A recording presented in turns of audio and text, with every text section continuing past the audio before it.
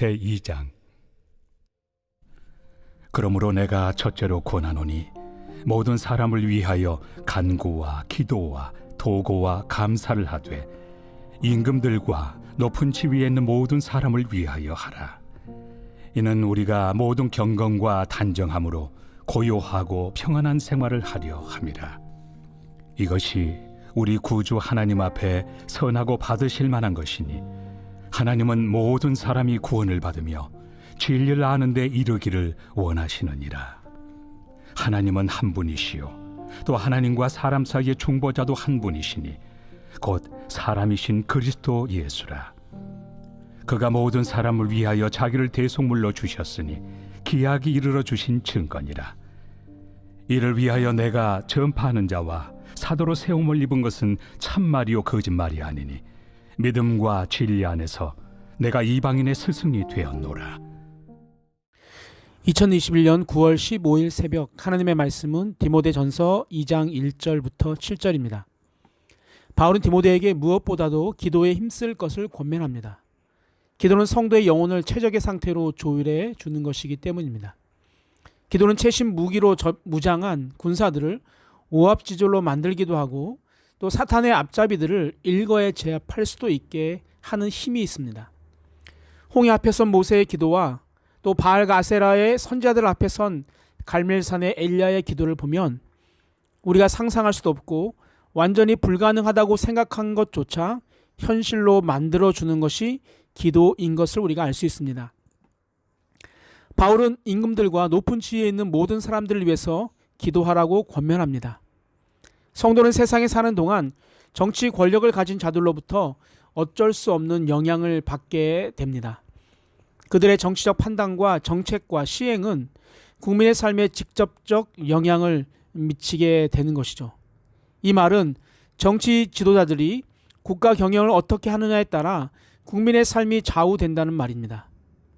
그러므로 성도는 마땅히 위정자들을 위해 하나님께 기도해야 합니다. 그러나 바울은 이원론적 사고방식을 가지고 장차올 세상과 현 세상을 나누는 사도는 아닙니다. 그는 장차올 세상의 관점에서 현 세상을 바라보며 믿음으로 현실에 대처할 것을 가르칩니다.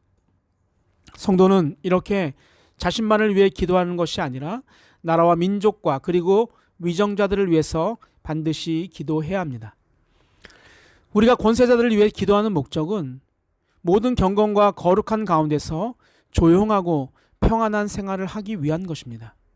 권세자들의 그릇된 행위와 결정으로 인해 국민이 불안과 혼돈에 빠지는 것은 절대적으로 하나님의 뜻이 아닙니다. 성도가 경건하고 거룩한 신앙생활 가운데 조용하고 평안한 생활을 하는 것보다 세상에서 더 이상적인 삶은 없습니다.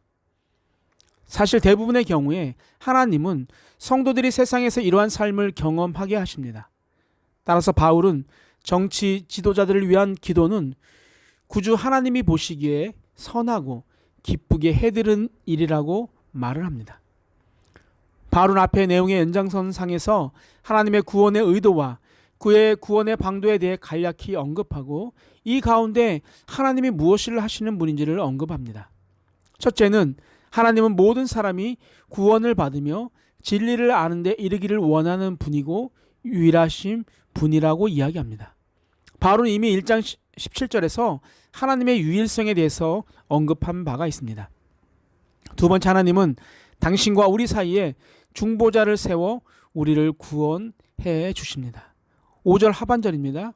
또 하나님과 사람 사이의 중보자도 한 분이시니 곧 사람이신 그리스도 예수라. 아멘. 우리를 구원하기 위해 세우신 중보자는 바로 사람이신 예수 그리스도입니다. 예수 그리스도는 모든 사람을 위해 자신을 대속물로 내어주신 분입니다. 하나님은 예수로 대속의 피를 흘리게 하기 위해 구원사의 적절한 시점에서 그를 세상에 보내어 주셨습니다. 세 번째, 바울은 복음 전파자로 또 이방인의 선생으로 세워주셨습니다. 7절입니다. 이를 위하여 내가 전파하는 자와 사도로 세움을 입은 것은 참말이요 거짓말이 아니니 믿음과 진리 안에서 내가 이방인의 스승이 되었노라. 아멘. 바울은 구원의 성취를 위해서는 구원의 계획자이신 하나님과 중보자이신 그리스도 그리고 복음을 선포할 일꾼이 있어야 하는데 자신이 바로 복음의 일꾼으로 세움을 받았다고 고백을 하는 것입니다. 그러나 지금은 어떻습니까? 바로 여러분이 복음의 일꾼입니다. 하나님과 중보자이신 그리스도는 변하지 않지만 복음의 일꾼은 시대에 따라 만들어지는 것입니다.